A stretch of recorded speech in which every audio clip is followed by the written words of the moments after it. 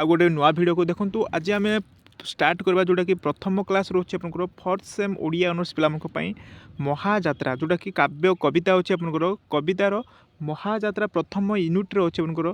तो देखूँ मुझे पूर्वर माने किछिटा आपको कहवाक चाहूँगी जहाँकि आपको बहुत इंपोर्टेंट आपको हेल्पफुल हो पार। देखो महाजात्रा पढ़ा आगुरी आप जस्ट टी जानतु महाजात्रार माने कौन सब अच्छी बुझीपारे। तो महाजात्रार लेखक किए प्रथम जानतु महाजात्रा लिखिं किए राधानाथ राय है तांकर गोटे राधानाथ रायकर महाजात्रा जोटा कि अमित्राक्षर अमित्राक्षर लेखा जाइए बुझीपारे। आउ एटा गोटे तांकर राधानाथ रायकर है राधानाथ रायकर असंपूर्ण कविताटीए। तो देखूँ प्रथमे मुझे कहबी माने बुझंतु मुझे बुझेदेवी तार स्टोरी कौन आपको हल्का बुझेदेवी। परवर्ती आम जाना तार विषय वस्तु कौन लंग क्वेश्चन केमिति आसीबो प्रत्येकटी हैंडनोट्स मुझे टिकी निकी देदेवी एग्जाम पर प्रिपेरेसन करने बुझीपारे। जस्ट आप मैंने बुझंतु महाजात्रार विषय वस्तुटा कौन है। तो विषय वस्तुटा हूँ आपको प्रथमे जीवे जी भी ओडिया ऑनर्स पिला माने देखुंत समस्ते ओडिया ऑनर्स पिला माने ही देखुथिबे। देखूँ प्रथमे आप मैंने महाभारत देखा मुझे सजेस्ट करुँ महाभारत है। महाभारत जी देखी ना एबे ही जाकि देखीदे महाभारत बुझीपारे। महाभारत देखीदे आपको जो थी आप यूट्यूब रे सर्च कले आपको महाभारत स्टोरी शुणु।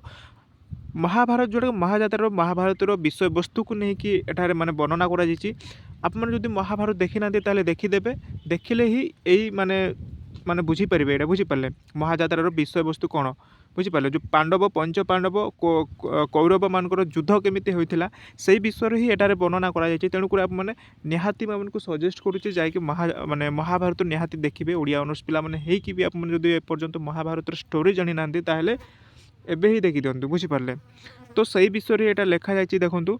आउ यार पीडीएफ माने मुझे बहुत खोजिकी आनी आगु को मत माने कौन एग्जाम तो बहुत अच्छी ना आउ बहुत दिन अच्छी तेणुक व्यस्त हूँ मु तार टिकी निखिकी हैंड नोट्स मुझे माने लाइन बाय लाइन कौन सब लंग क्वेश्चन आसो सर्ट क्वेश्चन केमिति आसो तार प्रत्येकटी मुझे प्रोवाइड करदेवी बुझीपारे। तो देखो ये प्रथम स्वर्ग आम पढ़ा माने से देती प्रथम स्वर्ग है प्रथम स्वर्ग आमको देती जोटा कि फोर्थ सेम्रे। तो मुझे हल्का से बुझेदेवी कौन अच्छी महाजात्रा माने महाभारतर कौन सब विषय वस्तु अच्छी बुझेदेवी तार पीडीएफ मुझे छाड़देवी टेलीग्राम समस्त जॉइन हो टेलीग्राम डिस्क्रिप्शन तले रहा।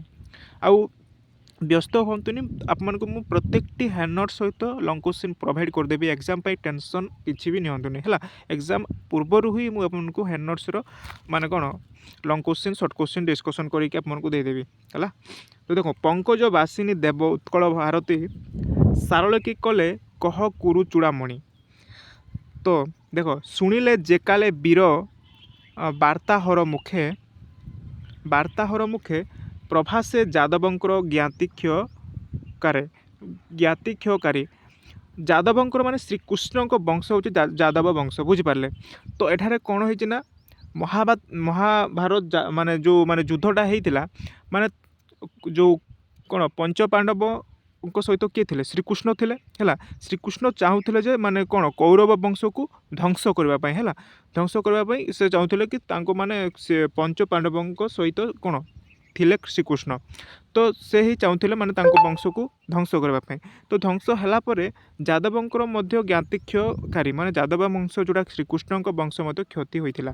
तो यहाँ देखूँ महाहब धीरमणि धैर्य धरी आहा है महाहब धीरमणि धैर्य धरी आहा केमते शुणिले। आउ गोटे कथा शुणु एग्जाम जो लिखुंट ये पोटेसन बा पंक्ति लेखिकी तार विषय वस्तु लिखे है मुझे लिखी केमी क्वेश्चन आसो मु डिटेल्स आगू कहबी चिंता करतुनि है बुझे मुझे जस्ट माने बुझे दूसरी कौन अच्छी।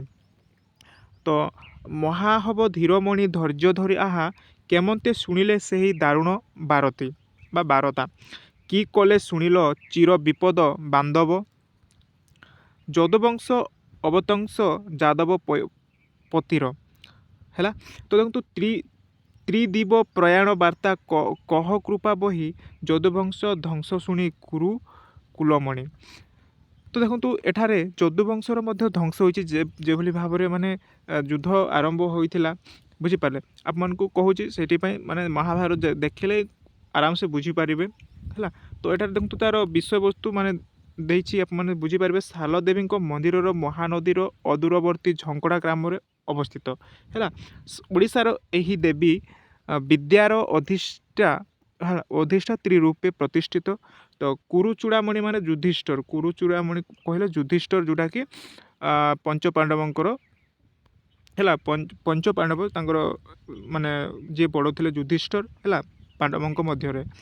ତ ପ୍ରଭାସ ଦ୍ୱାରକାର ଅଦୂରବର୍ତ୍ତୀ ସମୁଦ୍ର କୂଳସ୍ଥିତି ତୀର୍ଥ ଋଷି ଅଭିଶପ୍ତ ଯଦୁବଂଶୀୟମାନେ ଏହିଠାରେ ସୁରାପାନରେ ମତ୍ତ ହୋଇ ପରସ୍ପର ଯୁଦ୍ଧ କରି ନିହିତ ହୋଇଥିଲେ ହେଲା। ସୁରାପାନ ମାନେ ମଦ୍ୟପାନ। ତ ଯାଦବପତି ମାନେ ଶ୍ରୀକୃଷ୍ଣ ହେଲା, ଯାଦବପତି ମାନେ ଶ୍ରୀକୃଷ୍ଣକୁ ବୁଝାଉଛି। ତ ସେ ଯାଦବ ବଂଶ ଥିଲେ ଶ୍ରୀକୃଷ୍ଣ। ତ ଦେଖନ୍ତୁ ହେ ବୀର ଦୁସ୍ତର କୁରୁ ସମର ସାଗରେ ତିମିଙ୍ଗିଲ ରୂପେ ଭ୍ରମିଲେ ଭୈରବେ। ଯଦି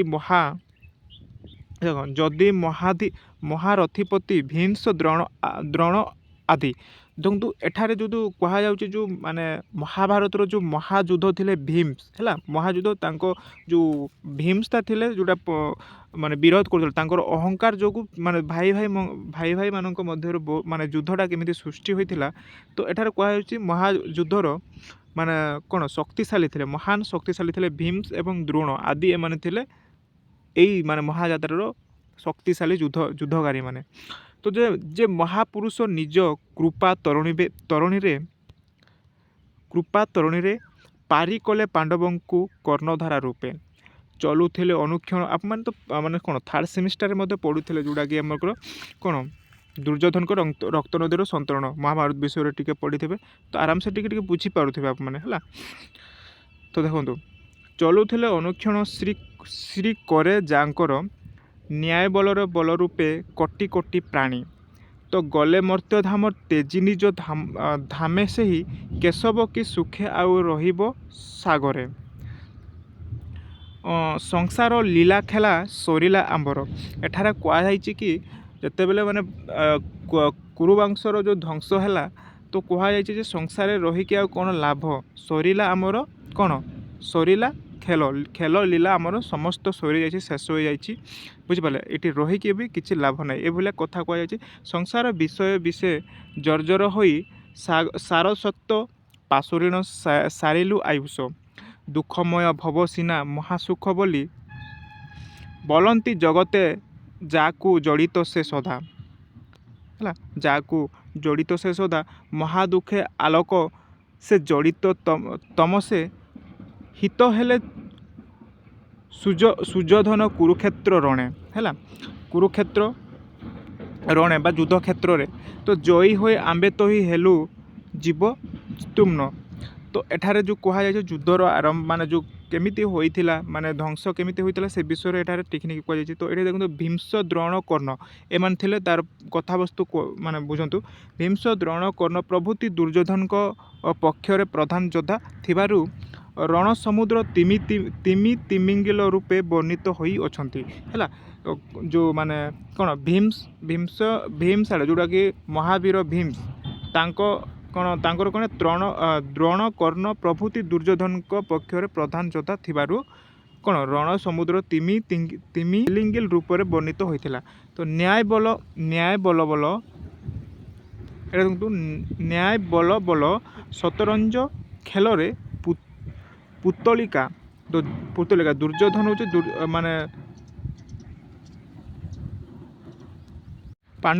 ପାଣ୍ଡବ ପକ୍ଷ ଜୟ ହୋଇଥିଲେ ସତ୍ୟ, ମାତ୍ର ସେ ଜୟ ମଧ୍ୟ ଶୋଚନୀୟ ହେଲା।